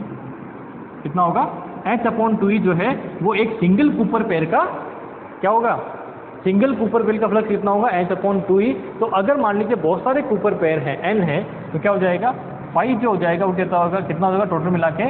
n h upon 2e। यानी कि मिनिमम जो फ्लक्स हो सकता है वो मिनिमम कितना हो सकता है? ये क्या है? मिनिमम फ्लक्स, ठीक है। मिनिमम फ्लक्स जो है कूपर पेयर का वो ये हो सकता है h अपॉन 2e। बाकी जो फ्लक्स होंगे वो क्या होंगे? इनके मल्टीपल में चलेंगे, और n क्या होगा? n जो है वो है 1 2 3, इस तरह से इनकी वैल्यू चलती रहेगी। इसे कहते हैं फ्लक्स क्वांटाइजेशन। जब एक नंबर है उस नंबर के आप क्या करते हो? मल्टीपल में चलते हो, तो उसे क्या बोलते हैं? क्वांटीकृत राशि है, ठीक है। आप कभी भी इसमें से हाफ h अपॉन 2e नहीं ले सकते, ठीक है। चलिए, तो कुल मिला के ये आपके पास BCS स्टोरी वगैरह सब कुछ सुपर कंडक्टर रिलेटेड जो मुझे चीज़ें करवानी थी वो मैंने करवा दी है। एक न्यूमेरिकल जो मैंने आपको कहा था वो मैं ले लेता हूँ, अभी अपने पास 5-7 मिनट है, तो उस न्यूमेरिकल को लेके फिर आगे चलते हैं। जो मैंने आपको बताया ना मैग्नेटिक फील्ड वाला जो कंसेप्ट था, उसके ऊपर मैं एक न्यूमेरिकल ले लेता हूँ, फिर आगे बढ़ते हैं। बहुत शॉर्ट में चल रहे हैं, लेकिन इससे बाहर कुछ नहीं जाएगा, ये भी गारंटी है।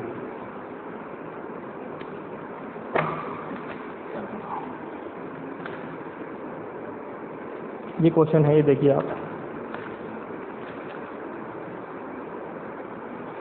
ये क्वेश्चन कह रहा है कि अतिचालक V3GA, पहले तो गिवन लिख लेता हूँ मैं क्वेश्चन में। ये V3GA कोई अतिचालक है, इसके लिए मिश्र धातु के परिदर्श का 13 केल्विन व 14 केल्विन तापों पर क्रांतिक चुंबकीय क्षेत्र 13 केल्विन पे 13 केल्विन पे मैग्नेटिक फील्ड जो है वो कितना आ रहा है?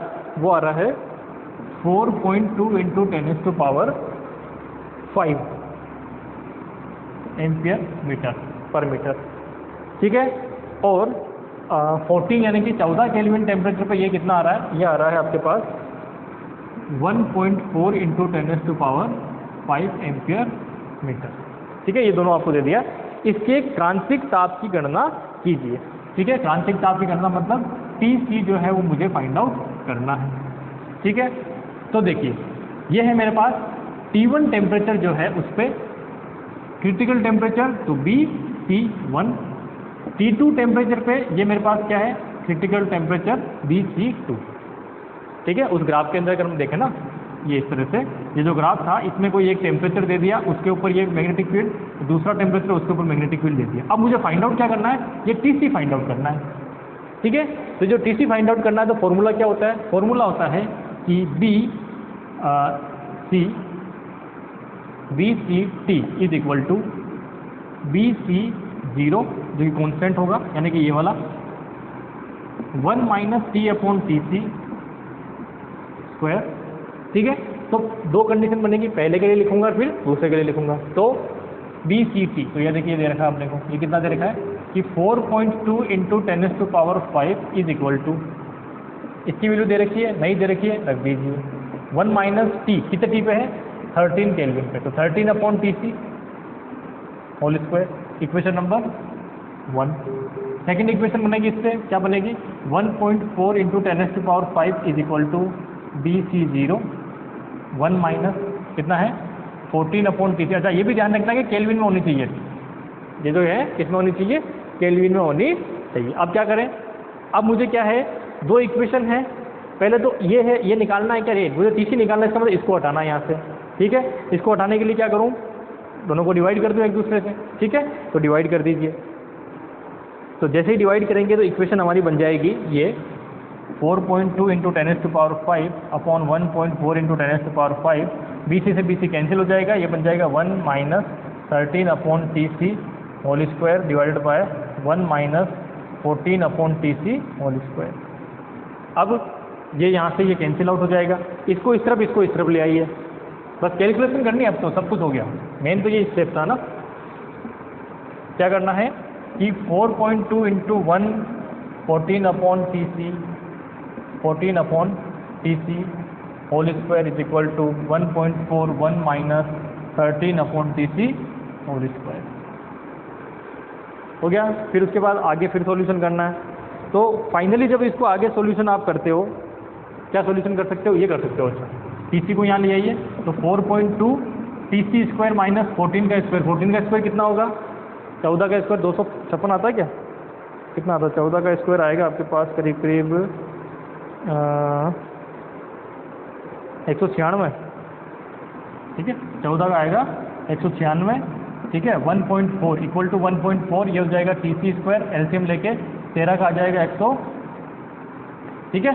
ये बनेगा भाई, इसका स्क्वायर हो जाएगा, दोनों तरफ TC से TC क्योंकि नीचे आ रहा है, एलसीएम लोगे तो TC² कैंसिल हो जाएगा, तो ये इक्वेशन बन जाएगी। अब इसको सोल्व करना, अब सोल्व करने में क्या प्रॉब्लम है, 4.2 TC² माइनस ये 1.4 TC² इज इक्वल टू, इसको उधर भेज दीजिए, ठीक है। तो प्लस में ये हो जाएगा, तो इसको माइनस करके देख लीजिए कितना बनेगा। ये माइनस करके देखोगे तो ये आएगा आपके पास 12 ना, हाँ 8.2, ठीक है। TC² इज इक्वल टू ये कितना हो जाएगा, 70 में देखें तो 20 और 26, 26 से 27, ठीक है। ये इक्वेशन बन जाएगी। फिर TC² is equal to 27/2.8। Finally आप, मैं लिख देता हूँ वैल्यू जो मिलेगी, इसको रूट करके और आ करके देख लेना। ये जो फाइनल वैल्यू आपको मिलने वाली है ये मिलेगी 14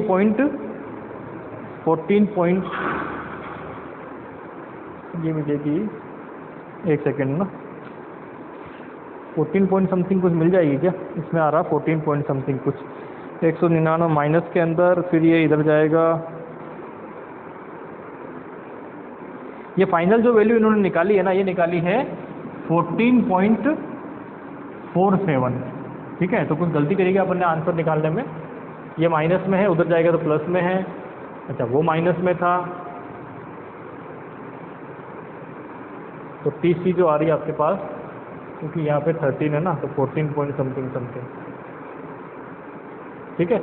ये वाली वैल्यू मिलेगी। आप देखिए, आप इसको, मैंने या तो कुछ कैलकुलेशन में गलती करी होगी, आपको ये यहाँ से कैलकुलेशन करनी है, एक बार आप देख लेना, ठीक है। ये जो कैलकुलेशन आप करोगे फाइनली, तो कैलकुलेशन में करना यही तरीका है, इससे कोई वो नहीं है। जब आप इसको सोल्व करोगे तो फाइनल वैल्यू जो आपको मिलेगी कितनी मिलेगी, TC की मिलेगी 14.47 केल्विन। और क्यों मिलेगी तो आप देख लीजिए भाई, इसमें मुझे पता है कि जब मैं ये ग्राफ बनाता हूँ, ठीक है, तो ये क्या है मेरा BC0, ये है TC। तो अब सुपर कंडक्टर के लिए दे रखा है, इसका मतलब इससे कम ही तो होगा।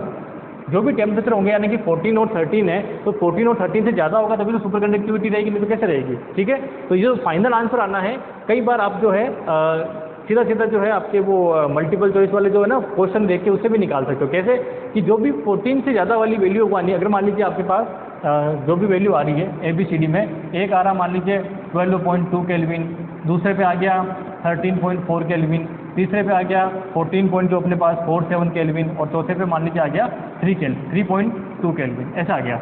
तो आपको क्या पता है, क्योंकि ये जब स्टेट दे रखी है तो इसका मतलब ये दोनों जो है टेम्परेचर ये इस TC से कम ही होंगे, तो इसका मतलब TC ज़्यादा वाला अगर एक ही है तो ये डायरेक्टली आंसर हो जाएगा, आपको सोल्व करने की भी जरूरत नहीं पड़ेगी। तो इस तरह से भी थोड़ा सा आप थोड़ा दिमाग में रखें, ठीक है। आप इसको सोल्व कर लें, मैंने शायद कुछ कैलकुलेशन मिस्टेक की होगी तो उस वजह से हो गया। बाकी इसका आंसर कितना आएगा, 14.47 आएगा आंसर, और इसको आप आराम से सोल्व कर सकते हैं। इसको इस तरफ ले जाना आगे जो सोल्यूशन है वो सोल्यूशन कर लेना, ठीक है। चलिए, तो कुल मिला के सुपर कंडक्टर वाला जो टॉपिक है वो अपना यहीं पे कंप्लीट हो जाता है। नेक्स्ट जो हम पढ़ने वाले हैं वो पढ़ेंगे इस पे अपने कंडक्टिविटी पे, है ना, सॉरी मैग्नेटोस्टैटिक्स पे, है ना, या मैग्नेटिक प्रॉपर्टी के ऊपर। तो मैग्नेटिक प्रॉपर्टी के अंदर जो है हम लोग काई के बारे में जो अपने क्यूरी का नियम है, क्यूरी वाइज नियम है, ये सारी की सारी चीज़ें हैं। अनुचुंबकीय पदार्थ यानी कि पैरामैग्नेटिक, डायमैग्नेटिक और जो फेरामैग्नेटिक है वो सब्सटेंस कौन कौन से होंगे, उनके क्या क्या प्रॉपर्टीज़ होंगी और क्या क्या उनके जो नियम होंगे वो सारे हम वहाँ पे। तो सॉलिड स्टेट फिजिक्स के अंदर अचालक वाला चैप्टर हमारा खत्म हो गया। उसके साथ साथ इसी वीडियो में मैं आज सॉलिड स्टेट फिजिक्स खत्म करना चाह रहा हूँ। तो मैग्नेटिक प्रॉपर्टी वाला थोड़ा बचता है तो थोड़ा सा मैं बता देता हूँ 15 मिनट में, और देन उसके बाद में ये चैप्टर जो खत्म। मैग्नेटिक प्रॉपर्टी में बहुत अंदर तक हम लोग नहीं जाएंगे, ठीक है, ठीक है। मैग्नेटिक प्रॉपर्टीज़ में बहुत अंदर तक हम लोग नहीं जाएंगे, यानी कि उसमें जो अगर हम क्वांटम मैकेनिकली देखें या जो भी चीज़ें हम देख रहे हैं, क्लासिकल मैकेनिक्स के क्या क्या नियम आए थे, जो आए थे, क्योंकि वो थ्योरेटिकल पोर्शन है, उसमें से कोई क्वेश्चन ज़्यादा बनता नहीं है। एक दो क्वेश्चन जो बनते हैं वो मैं डायरेक्टली आपको बता देता हूँ कि क्या क्या क्वेश्चन इसमें से बन सकते हैं, ठीक है। तो मैग्नेटिक प्रॉपर्टी कैसे डिफाइन करते हैं? मैग्नेटिक प्रॉपर्टी हम डिफाइन करते हैं किससे? चुंबकीय प्रवृत्ति से। चुंबकीय प्रवृत्ति इंग्लिश में कहेंगे तो मैग्नेटिक ससेप्टिबिलिटी, ठीक है। किससे करते हैं डिनोट इसको? मैग्नेटिक ससेप्टिबिलिटी यानी कि चुंबकीय प्रवृत्ति से, ठीक है। और ये होती क्या है वो देखिए। तो इसको अगर मैं लिखता हूँ तो इंग्लिश में लिख देंगे मैग्नेटिक ससेप्टिबिलिटी,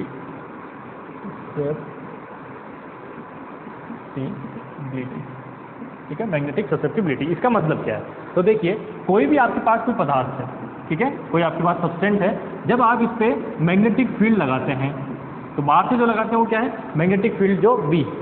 अब इस बी मैग्नेटिक फील्ड लगाने की वजह से इस मैग्नेटिक जो अपने पास जो भी पदार्थ है, इस पदार्थ के अंदर कितने मैग्नेटिक मूवमेंट जो है वो जनरेट होंगे, है ना, कितने मैग्नेटिक मूवमेंट इंड्यूस्ड होंगे, एक तरह से कह सकता हूँ मैग्नेटिक मूवमेंट कितना इंड्यूस्ड होगा पर यूनिट वॉल्यूम, ठीक है। तो यहाँ से जो इसको लिखेंगे किससे? उसको लिखेंगे एम से। किससे लिखेंगे? एम से। तो यहाँ पे क्या लगाएंगे? एम का मतलब क्या है? एम का मतलब है मैग्नेटिक मूवमेंट या induced magnetic movement, induced magnetic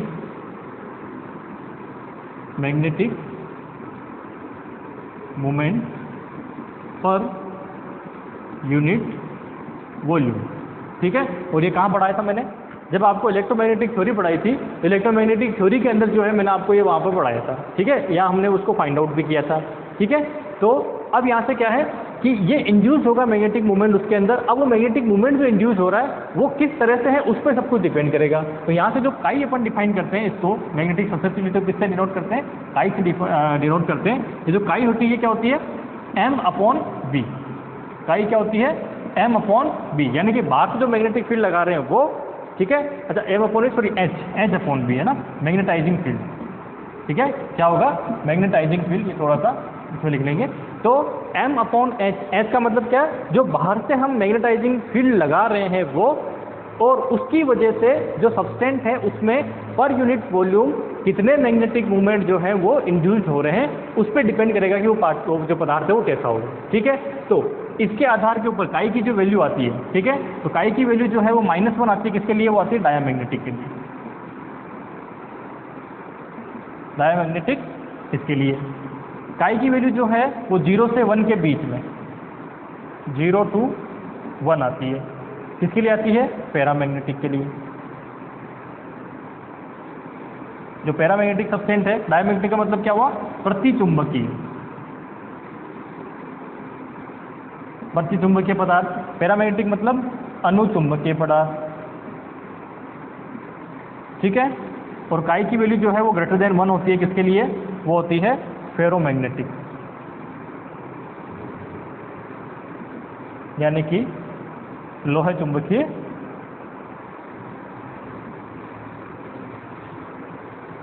ठीक है। ये चीज़ आ गई समझ में।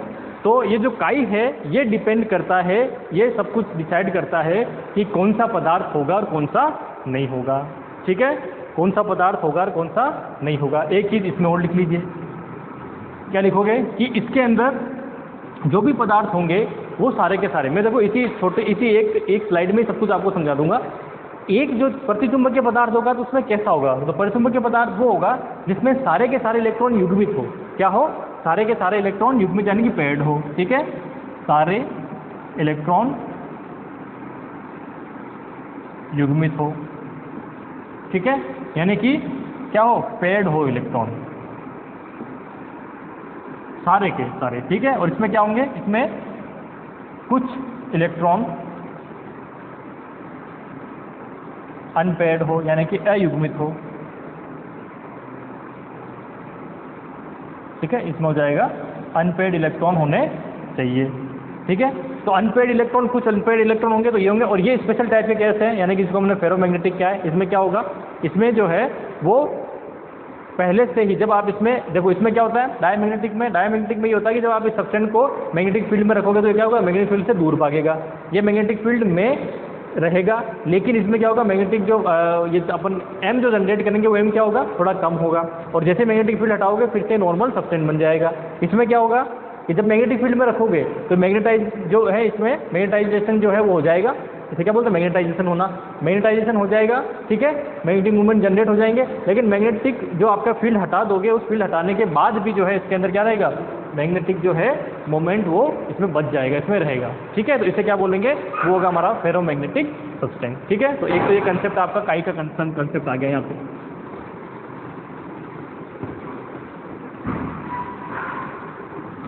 काई की वैल्यू पे आपको एक थ्योरेटिकल क्वेश्चन कंसेप्चुअल बनाया जा सकता है कि जो काई की वैल्यू होगी वो कितनी होगी किसी पदार्थ के लिए, तो वो कौन सा होगा, एक तो ये बन सकता है, ठीक है। इसके अलावा बाकी सब चीज़ें तो फिर लिखी दी है इसके अंदर, ठीक है। दूसरा, अच्छा एक चीज़ और उसमें लिख लेना कि जो काई है वो टी पर निर्भर नहीं करती, टी पर निर्भर नहीं करती, किसके लिए, डायामैग्नेटिक के लिए। ये टी पर डिपेंड नहीं करती, इसकी वैल्यू क्या रहती है, ऑलवेज जीरो, ठीक है। जो इसकी वैल्यू ये है, ये क्या करती है, काई जो है पैरामैग्नेटिक और उसके लिए डिपेंड करती है, पैरामैग्नेटिक और फेरो मैग्नेटिक के लिए टी पर निर्भर करती है, ठीक है। काई जो है वो डायमैग्नेटिक में तो टी पे यानी कि टेम्परेचर पर डिपेंड नहीं करती है, ठीक है। लेकिन इसके अंदर क्या होती है, वो टेम्परेचर पर डिपेंड करती है। अब किस तरह से करती है, इसके अकॉर्डिंग दो हमारे पास नियम बनते हैं, क्यूरी और वाइस का नियम, वो है जो जहाँ से न्यूमेरिकल या फिर थ्योरेटिकल क्वेश्चन बन सकता है। तो ये जो नियम आएगा ये कौन सा है हमारे पास, क्यूरी का नियम है, तो वो मैं आपको लिखवा देता हूँ यहाँ पे। अनुचुंबकीय प्रतिचुंबकीय कुल आघूर्ण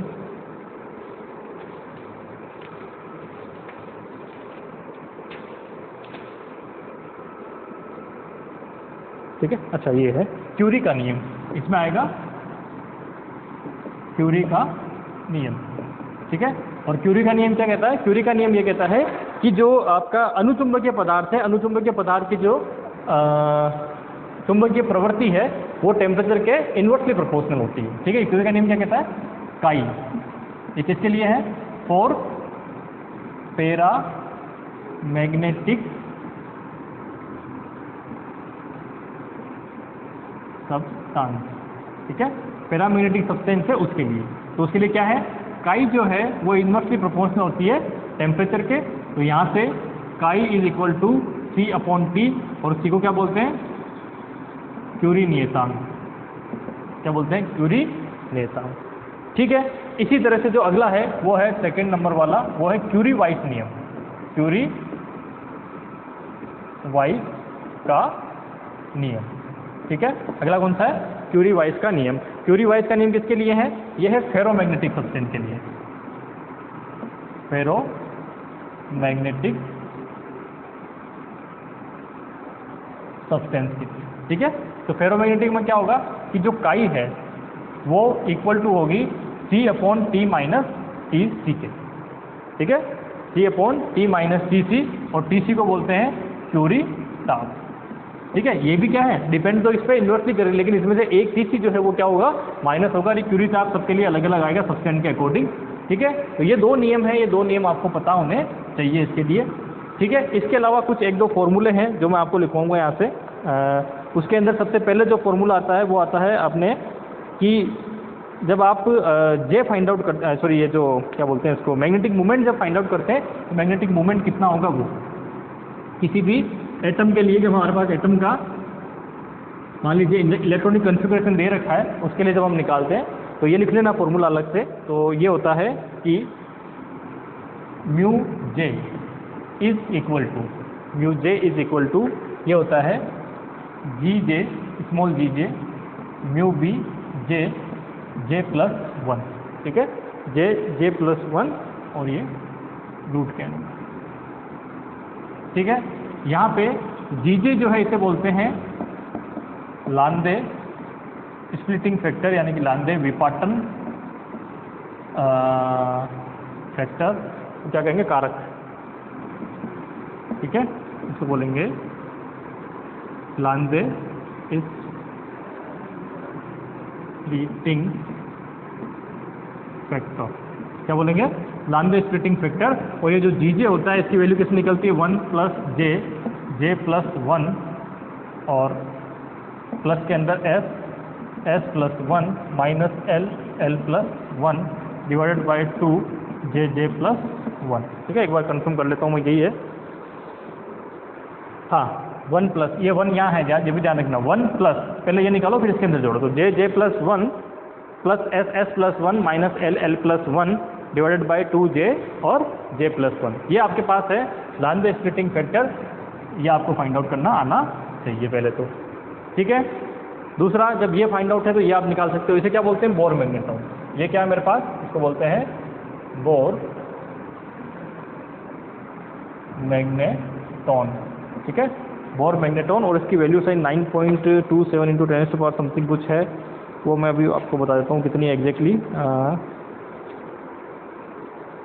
बोर मैग्नेट्रॉन की वैल्यू कहाँ दे रखी है, हाँ ये रहा। बोर मैग्नेट्रॉन जो होता है ये होता है E/2m, E/2m, और इसकी जो वैल्यू आती है वो आती है 9.27 इंटू 10⁻⁻, माइनस के अंदर 24, है ना, एम्पियर मीटर, ये वैल्यू आती है, ठीक है। तो ये सारी चीज़ें जो है डायरेक्टली कहाँ से आई है, कैसे आई है, क्योंकि इसकी थ्योरी पर नहीं जाएंगे, बहुत लंबी थ्योरी हो जाएगी, नहीं तो आपको सिर्फ ये पता रखना है, ये फॉर्मूले आपको पूछे जा सकते हैं एग्जाम में, इसलिए मैंने आपको डायरेक्टली यहाँ पे लिख दिया, लांदे स्प्लिटिंग फैक्टर और ये सब चीज़ें, ठीक है। तो मैग्नेटिक सब्सटेंस के अंदर इसके अलावा मैं कोई ज़्यादा चीज़ें नहीं करवाने वाला आपको, ठीक है, क्योंकि आगे जितने भी नियम और सारी चीज़ें उनके प्रूफ है, तो प्रूफ वाली जो चीज़ें हैं वो प्रूफ वाली चीज़ों पर नहीं जाएंगे, बस ये सिंपल सी चीज़ें जो है वो देख लेंगे, ठीक है। चलिए, थैंक यू वेरी मच।